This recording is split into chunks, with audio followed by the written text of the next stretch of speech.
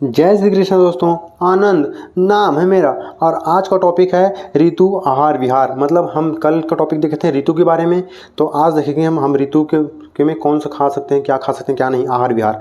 तो क्या खाना क्या नहीं, जिससे हमारा स्वास्थ्य सही रहे। अगर आप लोग इस स्वास्थ्य को सही रखना चाहते हैं तो ये वीडियो को लास्ट तक देखो। मैं आपको बहुत अच्छी अच्छी बातें इसमें देख के बता रहा हूँ, जिससे आपको ज्ञान की बातें मिलेंगी। क्योंकि इस चैनल में आपको ज्ञान ही मिलेगा भाई, वो भी अच्छा, सस्ता और मस्त वाला, जो आपको लाभ ही लाभ पहुँचाएगा, हानि कुछ नहीं होगी भाई इस चैनल में। तो सब्सक्राइब कर लेना इस चैनल को। चलो आगे बढ़ते हैं। ऋतु आहार विहार जानते हैं क्या खाना चाहिए क्या नहीं। तो मैं आपको सरल भाषा में बताया जाऊंगा। इसमें थोड़ा सा संस्कृत ऊपर नीचे करके दिया हुआ है। संस्कृत तो मुझे भी नहीं आती, लेकिन थोड़ा कोशिश करूंगा कि आपको समझ में आ जाए। तो चलिए आगे बढ़ते हैं। वसंत ऋतु, ये ऋतु वाला कल बताया था ना कि क्या क्या ऋतु होता है। हम जनवरी फरवरी में उलझ कर गए हैं, ये बताया था कल। तो वो भी जो वीडियो देख लो पहले, ताकि ये वाले में आपको समझ में आ जाए। ठीक है, तो चलिए शुरू करते हैं। वसंत ऋतु, इस ऋतु में कुपित कफ को पैदा कर अग्नि को मंद कर देता है, इसलिए इस ऋतु में मधुयुक्त हर्र सेवन करें। चित्रण चूर्ण तथा कफ हारी पदार्थ सेवन करें। मतलब देखो, इस ऋतु में क्या खाने के लिए बताया गया है, इसमें बताया। ठीक है, अब आगे वाले में देखते हैं। ग्रीष्म ऋतु में, ग्रीष्म में क्या खाना चाहिए क्या नहीं, मतलब गर्मी में। ग्रीष्म ऋतु में सूर्य अपने तेज से प्राणी मात्र का बल हर लेता है, इसलिए खस आदि के पर्दे लगे हुए शीतल स्थान में तथा वृक्षों की सघन छाया में फुहारे आदि के समीप निवास करना। गुड़ युक्त हर्र, हर्र मतलब होता है हर्रा, मधु भोजन और दाख, छार, सत्तू, मिश्री, अनार आदि का रस, चिकने और शीतल पदार्थों का भोजन, जल क्रीड़ा, खस के पंखों की पवन, चंदन कपूर आदि का लेपन, दिन में 1 घंटा निद्रा और सुगंधित पुष्पों का सेवन करना चाहिए। परंतु इस ऋतु में कटु, तीक्ष्ण, नौन, खटाई, विदाही पदार्थ, मद्य, श्रम और घूमना, ये हानिकारक चीज़ें नहीं करना है। तो अब वर्षा ऋतु में क्या खाना है वो देखते हैं। इस ऋतु में वायु का कोप होता है, बात तो सही है, इसलिए सैंधव युक्त हर्र, मतलब सेंधा नमक युक्त हर्रा और चिकनी वस्तु, नॉन, खटाई, चावल, सौंठ, मिर्ची काली वाली, पीपला मूल, चित्रक और सेंधा युक्त दही, उष्ण जल, कूप जल, श्वेत वस्त्र, भ्रमण, हल्का भोजन और विरेचन करना चाहिए। परंतु दिन में सोना, श्रम, धूप, तालाब का जल, दही, वन में निवास और विशेष मैथुन, ये हानिकारक है। सही बात है भाई, देख लो भाई, हाँ ये नहीं होना चाहिए।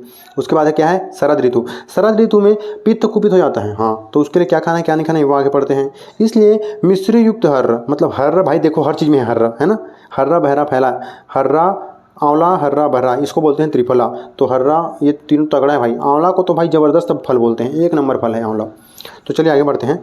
शरद ऋतु में पित्त कुपित हो जाता है, इसलिए मिश्री युक्त हर्र, साठी चावल, मूंग, सरोवर का जल और औंटे हुए दूध का सेवन करना चाहिए। भाई औंटे हुए दूध मतलब चूल्हे में अगर ना आप मिट्टी की हांडी में दूध को एकदम कम करके औटा के कम आंच में, मतलब थोड़ी सी अग्नि लगा के थोड़ा कम करके और भाई तब जब थोड़ा हो जाएगा ना, 1 किलो दूध अगर इतना हो जाएगा ना भाई, उसको पियोगे ना भाई तो अमृत है भाई, गजब है यार। जो गांव में रहते हैं ना भाई, उनको ये सौभाग्य प्राप्त है। शहर वाले तो गैस चूल्हे और क्या बोलते हैं बिजली वाले में सब गया पूरा भाई। असली सुख तो भाई गाँव में ही है यार, मजाक नहीं। तो ये हो गया। उसके बाद है हेमंत ऋतु। हेमंत ऋतु में देखते हैं क्या क्या है। गौ तथा भैंस का नवीन घी, गुड़, सौंठ युक्त हर्र, मीठा दही, तिल, गेहूँ, उर्द और मिश्री आदि मिष्ठान पदार्थ खाना, नमक मिलाकर तेल मर्दन करना, हाँ ये भी सही है। निर्वात स्थान में रहना, नवीन गर्म ऊर्ण का वस्त्र पहनना, ये भी सही है। शिशिर ऋतु का देखते हैं।